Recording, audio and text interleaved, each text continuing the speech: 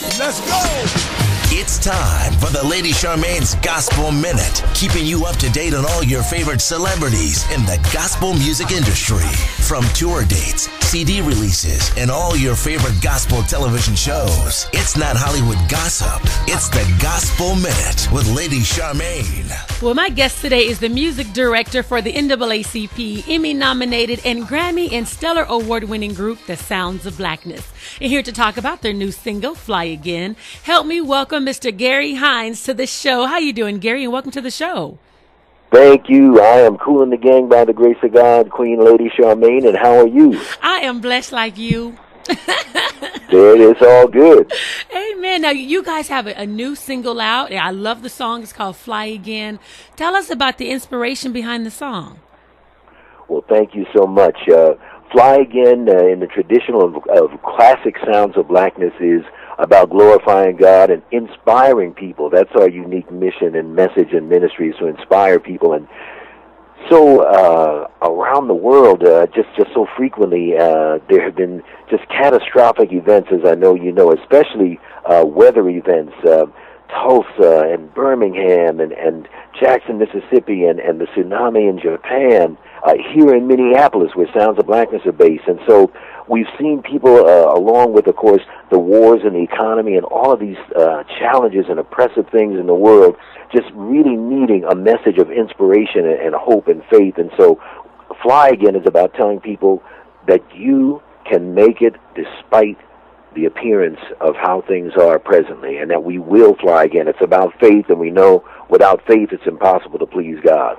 No, and that is so true, because your music, I'm glad you said that, is so inspirational. There's three of my favorites. One I play on the show all the time, Optimistic, Hold On, and God Cares. Those are my songs that, when I'm happy and I need some inspiration to go forward, be optimistic, as long as you keep your head to the sky. And then, of course, Hold On, change is coming, no matter what the situation looks like. And then God Cares. That took me through going through my wedding and everything. He cares about what you're going through.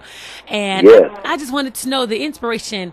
I know when you say your songs are inspirational, do you sit down and write the songs as a group, or is somebody inspired and then write the song? How does your music come about? Well, actually, you're so right on point, my sister, because the answer would be all of the above. First and foremost, we acknowledge that we're just vessels, and we're blessed that God sees fit to use us as vessels and to let His music flow through.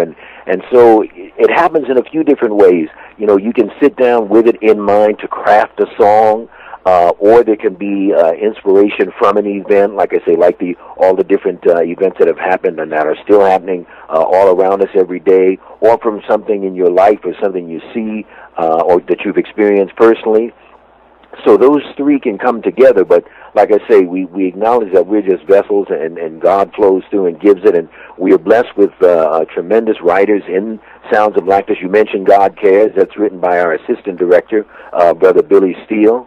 And Fly Again, of course, is written by Jamesia Bennett, who's also the featured vocal on it.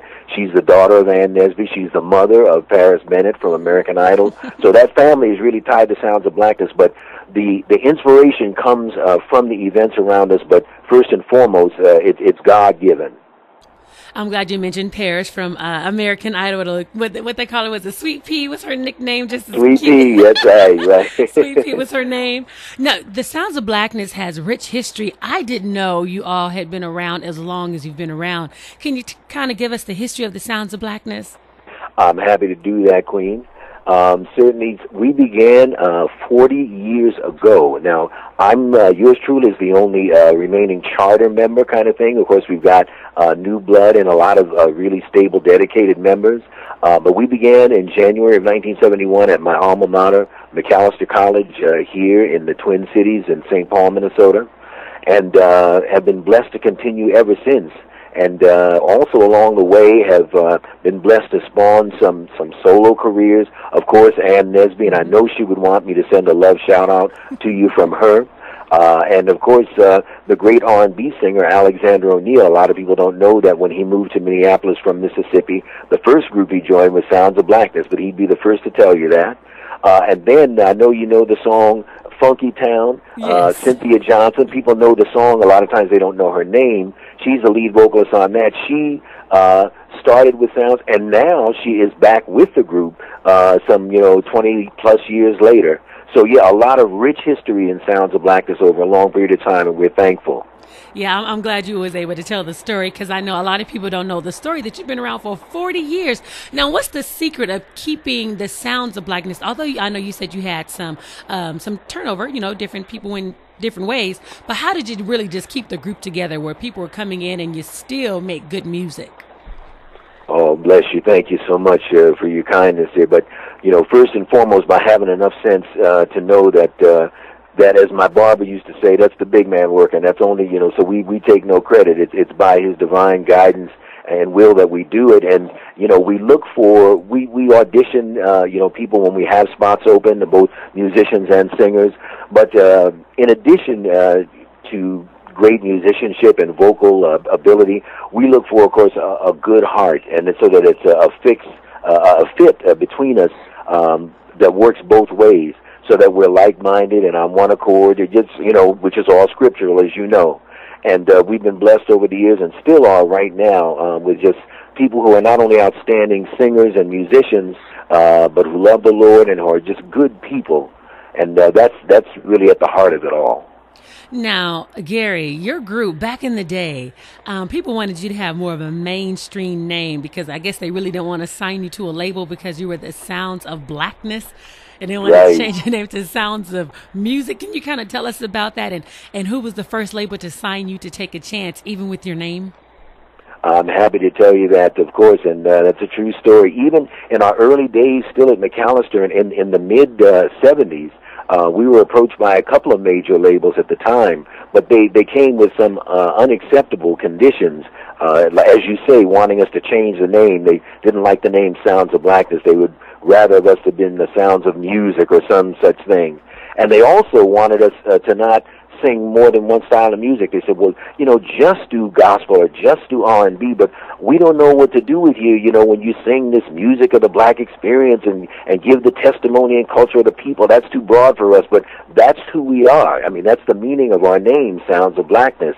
Gospel, spirituals, blues, jazz, it's all part of the testimony and history of our people. You can't really appreciate the glory, hallelujah, of the gospel without the pain of the blues and the suffering of the spirituals, and so that's all part of our testimony. So we refuse to compromise that, because that's the unique mission and ministry and message that God has given us, and so that's why and how that happened.